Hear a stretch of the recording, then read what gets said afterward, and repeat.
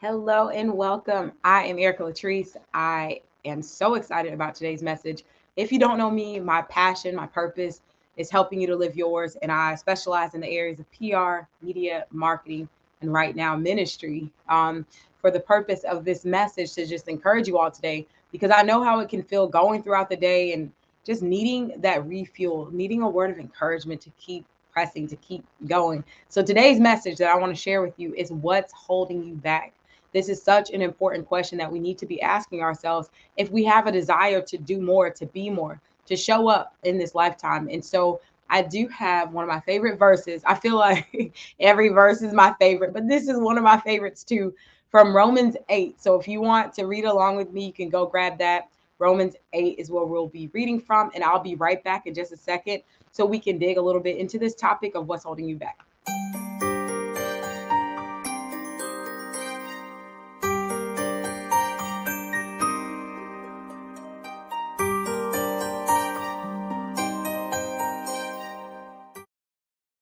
Okay, so as promised, I'll be reading from Romans 8:28. And we know that in all things, God works together for the good of those who love him and are called according to his purpose. And when we think about what's holding us back, the reason that I want to encourage you is because when many times the things that hold us back from going full throttle, as I like to call it, the things that hold us back from not just having goals and visions and things that we want to see take place in our life, but actually doing those things, actually executing those goals, those visions. Usually there are several things that hold us back.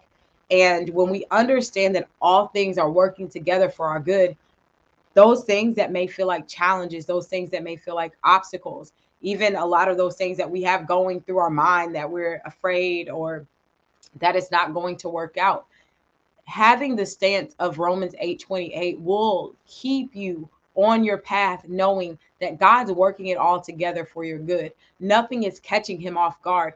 And so when you know that, you can move with a whole different attitude about things. You can go step out and you won't be so afraid that what if I make a mistake, or what if this doesn't work out, or what if so and so doesn't support me? Well, guess what? All of that is all, those are all things that are still working together for your good. So if you found that maybe you made mistakes, or maybe the last time you tried something, it didn't work out. So because of that, you're now afraid to try anything else because the last time it didn't work. So that means it's never going to work again.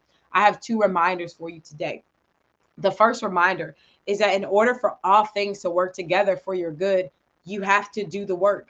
These things are going to happen, but it's in our taking action. In fact, Ephesians 6 is another great verse that reminds us. It says, after having done all, stand. And this is putting on your full armor. But after having done all, and too often we can sit back and think all, we've been brainstorming like crazy for the last 12 years, or we've been envisioning all, or we've been excited about all, but we haven't done all.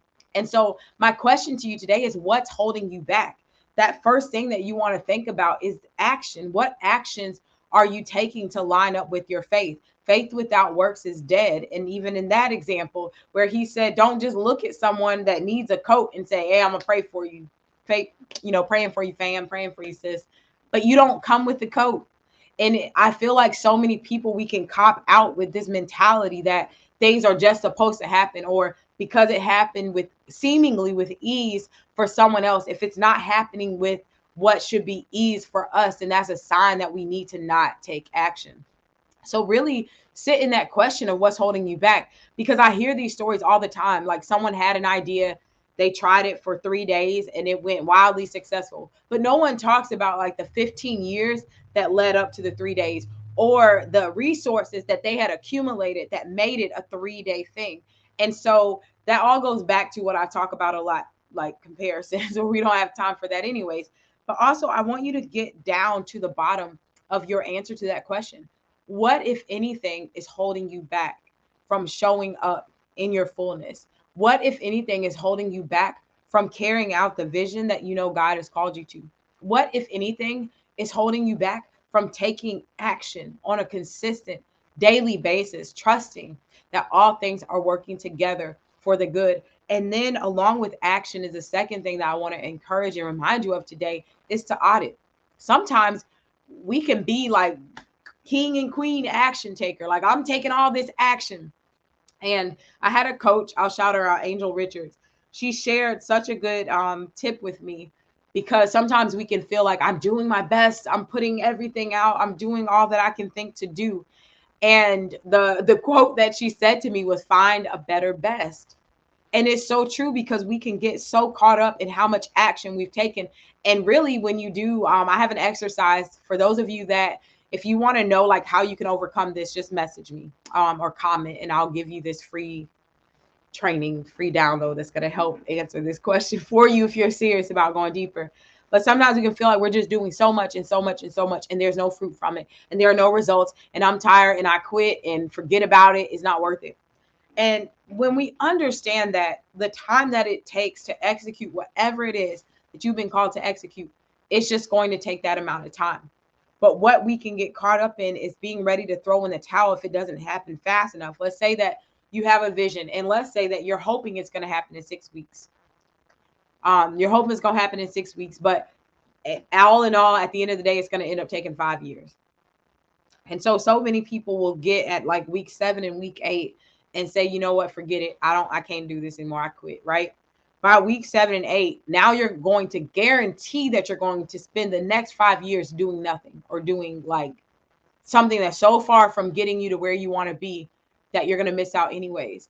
And so what I want you to think about too, when it comes to auditing, is yes, you should step back and see what's working and see what's not. But don't be so quick to just throw in the towel just because something didn't happen as quickly as you wanted, or as quickly as it happened for someone else. The auditing piece of this is literally, I like to think of it in the way that I approach it, is just taking it back to God. If I find that I feel like I'm just running into a wall over and over and over, especially if it's something I already prayed about initially, I'm just going to pray for more clarity, for more strategy. And sometimes when you're not hearing anything, I talk a lot about what is that waiting season? What should that look like? It's always being in a posture of preparation, in a posture of gratitude, in a posture of blooming with whatever you have access to while you're waiting. So even if you are feeling like you're doing everything you can, the results aren't coming as quickly as you expected. If nothing else, just audit. Figure out what's working and what's not working. So speaking of audit, if you have found yourself doing a lot of work and you're just not getting the results that you would expect, I have this time map activity that I would encourage you to do. So if you want a copy of it, just message me or comment here.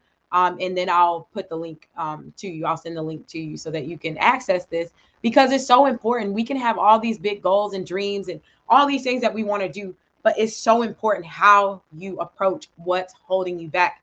And my encouragement to you today is to approach it with action and auditing. Approach it with action and auditing, and you may not recognize yourself just a few weeks or a few months from now. So if you are someone, if you know that you have been called to share your message, if you have a vision where you want to turn that message into a movement, I'm talking events, you want to speak more, you want to get media coverage, you want to start sharing your message on more platforms and stages and connecting with your ideal audience, whether it's starting a business, whether you are an expert, an entrepreneur. I specialize in helping women turn their messages into a movement. I love doing this. I have live events coming up. And so if you are interested, you can go to standonyourstory.com and submit your application there. If you have questions or you just need a strategy session and some support, you can email me at info@ericalatrice.com.